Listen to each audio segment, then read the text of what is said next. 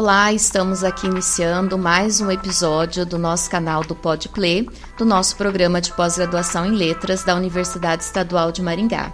Sejam todos e todas muito bem-vindos ao nosso canal.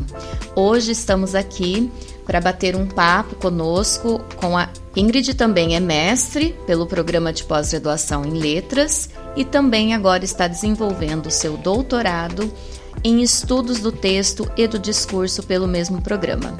Ingrid, seja muito bem-vinda ao nosso Podplay. Esperamos que a nossa conversa de hoje seja bastante frutífera. Seja muito bem-vinda. Muito obrigada também pela oportunidade de vir aqui compartilhar um pouco do meu trajeto de estudos com o Play. Muito bem. Bom, vamos iniciar então batendo um papo com a Ingrid sobre a proposta de estudo dela para o mestrado. Por quê? Porque a Ingrid ela fez o mestrado e no doutorado ela está, dando continuidade aos seus estudos na mesma linha de pesquisa, que é estudos do texto e do discurso. Então, Ingrid, como é que foi a sua trajetória no mestrado? Que proposta de estudo, de pesquisa você fez?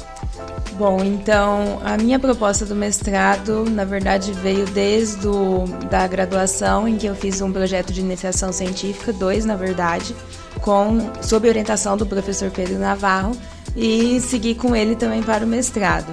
E antes de entrar na faculdade de letras, eu já tinha uma ligação muito forte com a música, então eu sempre fiquei ali procurando, pesquisando de que forma eu podia aliar essas duas grandes paixões da minha vida, que eram música e letras. E nisso eu consegui desenvolver a iniciação científica e depois foi minha proposta de mestrado trabalhar com trilhas sonoras de filmes.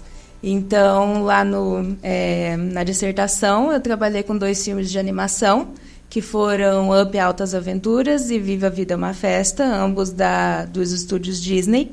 E eu trabalhei com a trilha sonora deles para investigar que tipo de discurso estava sendo veiculado ali pela música. Como a gente geralmente tem um foco maior assim, em materiais escritos, publicações em redes sociais, Esse meu estudo foi desenvolvido junto ao grupo do professor Pedro, que é o grupo de estudos discursivos Foucaultianos, e vários integrantes trabalham com as mídias, com materiais escritos, E então o meu diferencial, eu cheguei ali com uma proposta diferente de trabalhar com música.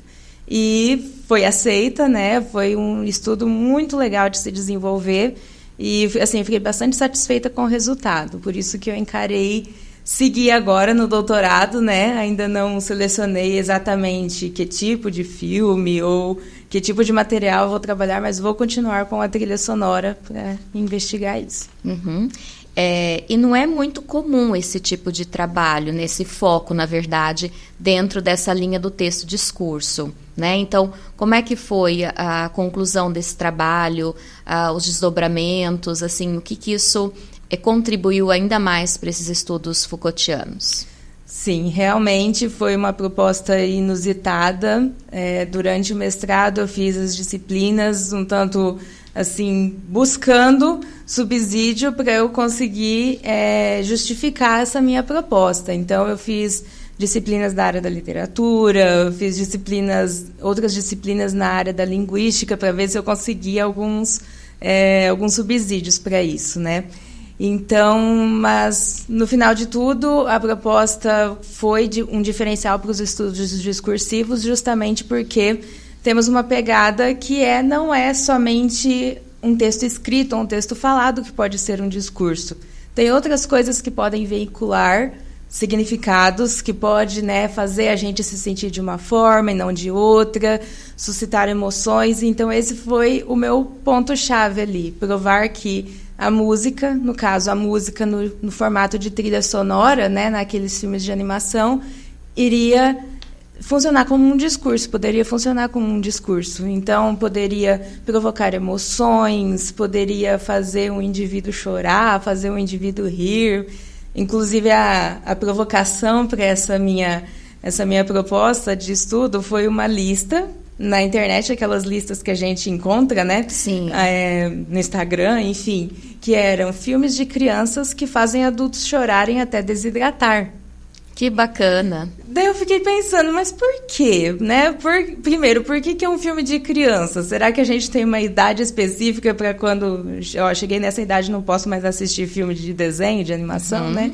E por que será que, então, os adultos, que em tese não era para chorar, né? Por que eles estão chorando, então, se emocionando com esses filmes de animação? Então, eu peguei 2 dos filmes dessa lista, né, que foram o meu corpus de pesquisa, para investigar isso, né?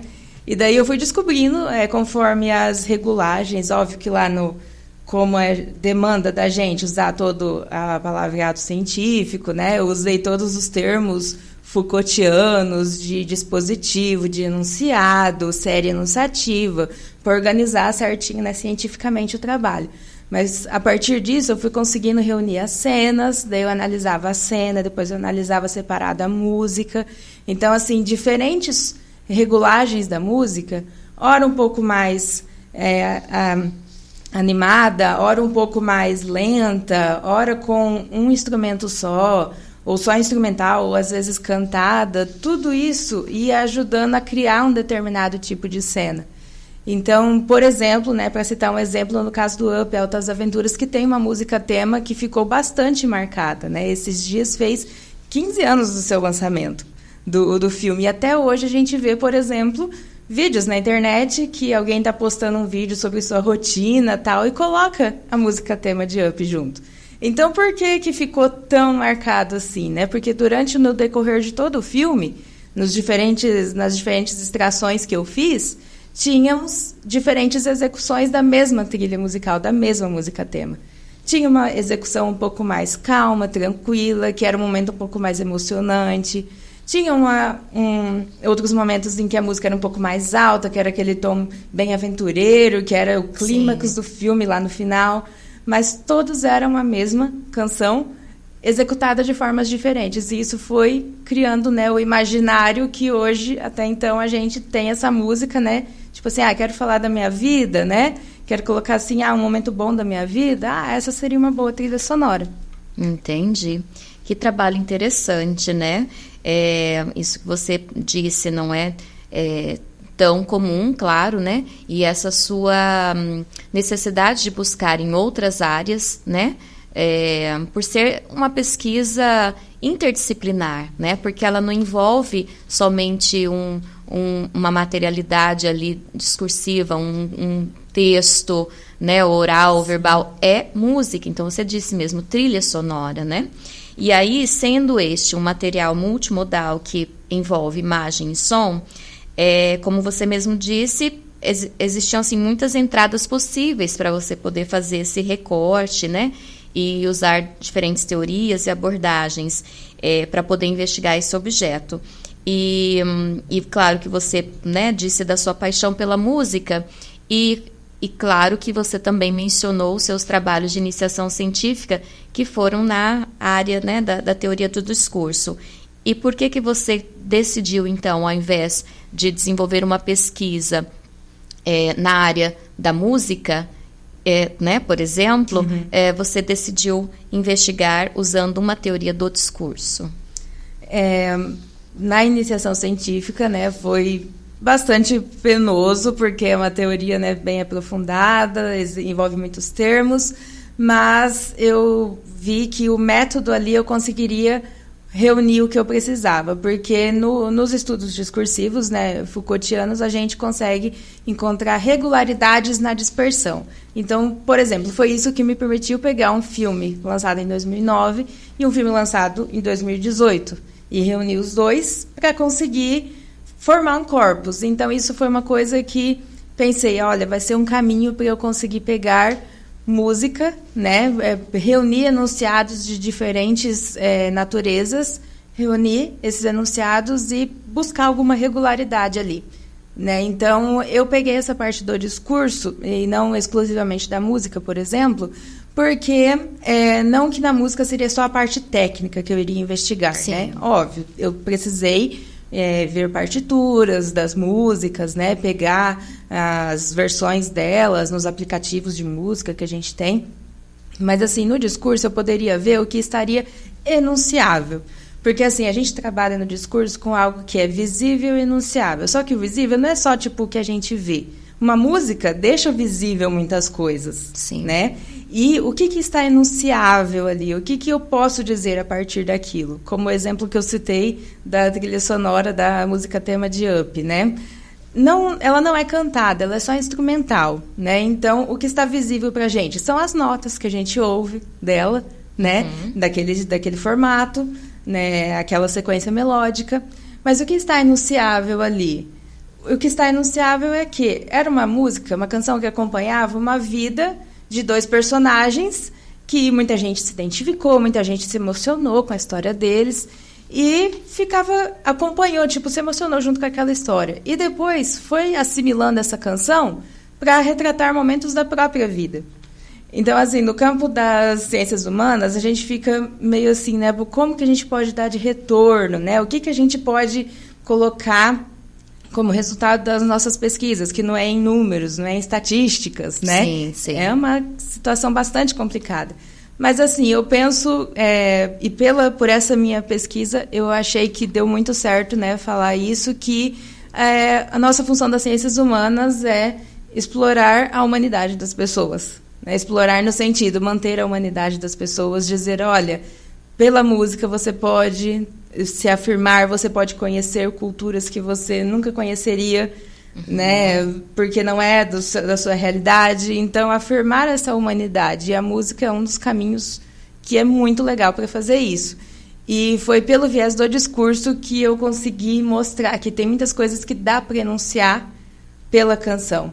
Citando um outro exemplo, que foi o caso do Viva, né? É um filme, uma história que se passa no México, né? A não ser que você viaje para o México, né? E você vê coisas pelo Instagram, enfim, pelas Sim. redes sociais, né? Vídeos, enfim. Não é uma cultura na qual você está inserido, né? Então, você vai conhecer essa cultura por meio dos produtos culturais, por meio dos produtos, né, que passam por aí, filmes, músicas, séries, você vai conhecer dessa forma. E daí, usando este filme, né, eu consegui ver que daria muito para entender a cultura deles, por exemplo, do Dia de los Muertos, que Sim. é a tradição, o costume em torno do qual gira todo o filme, né? E foi muito legal de conhecer isso através do filme, por meio das canções. E em paralelo dos dois, que foi uma descoberta, assim, não descoberta, né? Estava ali, a gente só foi organizando os conhecimentos, né? Os dois filmes são uma forma de tratar, mostram formas diferentes de tratar da morte. Quando que você consegue falar de um tema considerado ainda tabu com crianças, por exemplo, e aborda esse tema da morte, diferentes formas de luto em diferentes culturas, né? Porque os dois tratam do luto em um filme infantil, né? Que é considerado infantil, mas estamos aqui, né? Já muito distantes da época infância, se emocionando, chorando ainda com o filme, né? Então, esse estudo, né?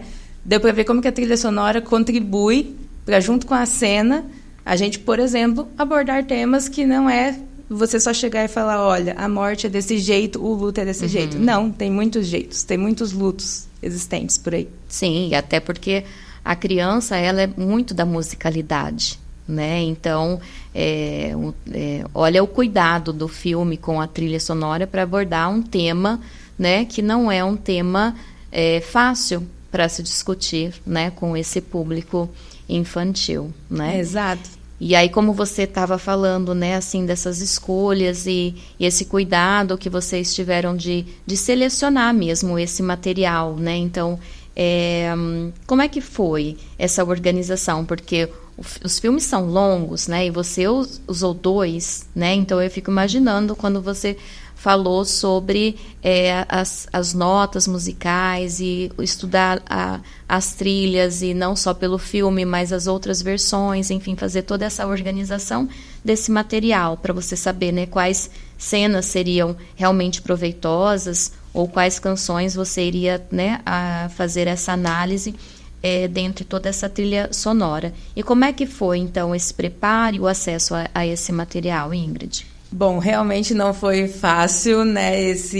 Não é que não foi fácil, mas assim, tinha muita coisa ali diante, né, nas mãos, com 2 filmes, e o recorte final eu acabei com 55 cenas no corpus total, né? O final de tudo. Mas assim, eu fui selecionando primeiro uma cena que tivesse uma canção que eu acharia que fosse proveitosa.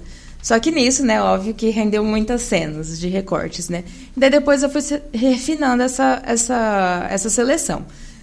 Vi algumas que eram repetidas, né? No caso, música tema ou alguma outra música que fosse repetida. Então, tipo, teria 3 cenas e eu reduzi só para uma, para ir conseguindo, né, fazer os recortes. E também, óbvio, respeitando os direitos autorais e tudo mais, eu usei apenas frames específicos no trabalho final, né, que foi extraído ali com a ajuda de softwares específicos, né, mas sempre respeitando o uso dos direitos autorais. E peguei as partituras das canções que eu consegui encontrar, né, porque também na área musical, daí falando, né, a gente tem tipo a partitura, uma anotação, como se fosse a única reprodução possível da música, mas a partitura é apenas um guia, né? E teve diferentes reproduções de uma mesma música, a partitura era a mesma. Só que tinha uma com um instrumento só, tinha outra com vários instrumentos, tinha uma parte cantada, tinha outra que era só instrumental, e era a mesma canção. Então eu fui reduzindo, né, conforme fui elencando, por exemplo, execuções da música tema. Daí outras eu chamei execuções que acompanhavam a imagem. Tipo assim, uma cena triste ou uma cena mais calma tinha um andamento musical mais tranquilo. Diferente de outro momento que, assim, os personagens estavam totalmente numa aventura, precipícios e correrias, daí tinha um andamento um pouco mais acelerado do fundo musical. Então, eu fui selecionando, né, todos esse conjunto eu coloquei, cenas que acompanham a imagem. E tinha até cenas que a música ia contra a imagem. Por exemplo, era uma cena absurda, a gente tem muito isso em animação, né? Sim. Uma cena absurda, tipo aquele metamorfismo que só dá para fazer em animação, né? E se parar para pensar só a imagem, você pensa, nossa, que pesado para um filme de animação. Só que a canção, ao mesmo tempo, no fundo, era uma canção leve, que ficava repetindo as mesmas notas, dava um tom de brincadeira para a música, para a cena. E então, assim, tornava possível aquela cena. Né? Muitas execuções do Viva a Vida é uma Festa são dessa forma, né? Que são o mundo dos mortos, aquela explosão de cores. Novamente, retratando um México que a gente só conheceria viajando, talvez nem viajando para lá a gente reconheceria, né? Essa parte da cultura.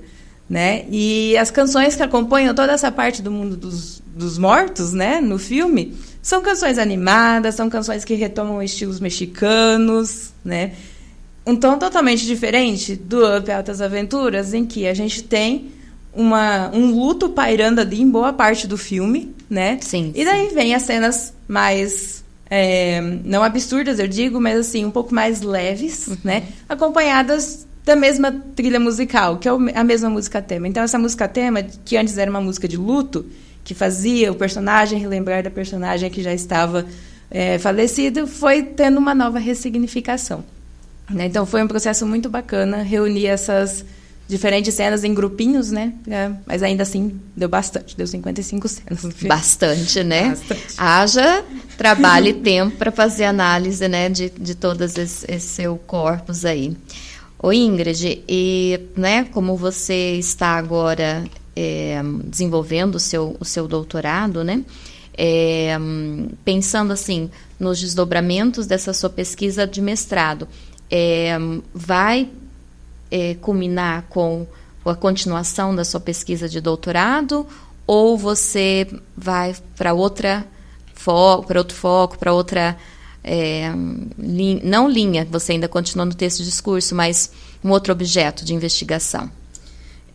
Pretendo mudar o objeto de investigação, né? Porque assim, muita coisa do que eu coloquei no mestrado já estava aplicável a muitos filmes de animação. Então, assim, durante a pesquisa, né, no final de tudo, eu defendi que existe, nos termos Foucaultianos, um dispositivo, que é o dispositivo musical cinematográfico, que é essas canções, é a junção da cena com a música que faz você imergir ali no filme e te suscita várias emoções, faz você se identificar, faz você se colocar na posição de um personagem, enfim, isso seria esse dispositivo. Então, eu quero ver, né, agora no doutorado, como que esse dispositivo, será que ele tem em outros lugares, além do filme de animação? Né? Uhum. E tem uma questão muito legal, que eu acho também da linha do Michel Foucault, que a grande pergunta dele é: quem somos nós hoje? Uhum. Né? E, assim, todas as pesquisas estão perseguindo, né? Ninguém vai chegar a uma resposta agora, a gente chega a possibilidades de respostas. Sim. Né? Mas, assim, nunca foi tão importante hoje a gente falar sobre quem somos nós hoje. E os meios artísticos são uma forma da gente falar sobre nós hoje, né? Sim. Porque é óbvio que a gente precisa da parte da saúde, a gente precisa de uma parte de exatas, a gente precisa de outras partes de humanas, de ensino, todas as outras linhas de pesquisa que existem, né? Que existem no mundo acadêmico, certo? E a gente precisa também falar sobre emoções. A gente precisa falar também, abordar temas difíceis, como a gente comentou, né? Abordar temas difíceis de uma forma que não seja chegando dando uma bronca, falando assim, olha, assim é a realidade, pronto. Uhum. Não, você pode fazer isso através de uma canção, você pode fazer isso através de um filme, certo? Então, assim, não é porque você precisa dizer algo, você não precisa dizer algo para enunciar algo. Você pode enunciar pela música, você pode enunciar pelas imagens, você pode enunciar deixando uma música rápida um pouquinho mais lenta, você já vai estar enunciando alguma coisa diferente. Uhum. Então, agora, no doutorado, eu pretendo, né, verificar que tipos de regulagens de canções que a gente tem por aí, né, para falarmos de nós mesmos, para conhecer outros lugares que talvez a gente não consegue viajar até lá. Outras, né? Culturas, né? Outras culturas, outras situações que a gente, estando nessa nossa posição social, talvez a gente nunca conheça uma outra posição social de uma outra pessoa que mora na mesma cidade, né? A gente pode tomar contato com isso através da canção, dos discursos que as músicas produzem. Muito bem. Ingrid, com certeza, né, a sua pesquisa é muito interessante. Eu imagino toda a complexidade, porque quando a gente faz uma pesquisa de mestrado, trabalhando com uma área, né, já é difícil. Então, imagina você ter que também, né, mergulhar um pouco nessa outra área da música, né? Embora o seu mestrado estivesse em um programa de pós-graduação em letras, você teve, né, que correr atrás, vamos dizer assim, desses outros tipos de conhecimento que não são discutidos, trabalhados dentro do nosso programa, né? Então, gostaria de te parabenizar pela pesquisa, pelo ineditismo, né, da sua pesquisa em conseguir abordar esse objeto, né, unir a imagem e o som, né, numa perspectiva multimodal, que eu acho que sai um pouco, né, dessas pesquisas mais tradicionais, né, e você poder utilizar isso, fazer essa análise por meio também da teoria do discurso, eu acho que isso foi uma grande contribuição para os estudos, né, Foucaultianos. É difícil a gente justificar, eu costumo dizer que a gente tem que se justificar muitas vezes, né, na área de humanas no geral. Sim. Então a gente se justifica 3, 4 vezes, exatamente, não há problema. Exatamente. Teorias. Uhum. E você poderia deixar o nome da sua dissertação para quem está nos ouvindo e tiver interesse em ler o seu trabalho? Claro, a dissertação está completa na íntegra no site do PLE, né, nas defesas realizadas em 2022. E se chama Um Cinema de Sinfonias, a trilha sonora de filmes de animação como dispositivo e seus efeitos subjetivadores. Um cinema de sinfonias você já vai encontrar, pode pesquisar por aí. E também tem 2 artigos que foram publicados com nomes parecidos também e que a gente pode disponibilizar depois também lá na página do Insta do Play. Muito bem. Então, o PodPlay agradece a presença da Ingrid Lívero, que foi, então, nossa aluna do mestrado do programa de pós-graduação em letras e também agora está no doutorado pelo nosso programa também. Então, é uma honra poder recebê-la aqui e bater esse papo super descontraído sobre o objeto de pesquisa que ela desenvolveu no mestrado e que pretende também agora dar continuidade no doutorado. Então, Ingrid, muito obrigada. Mais uma vez, eu que agradeço pelo espaço. Muito bem, até a próxima.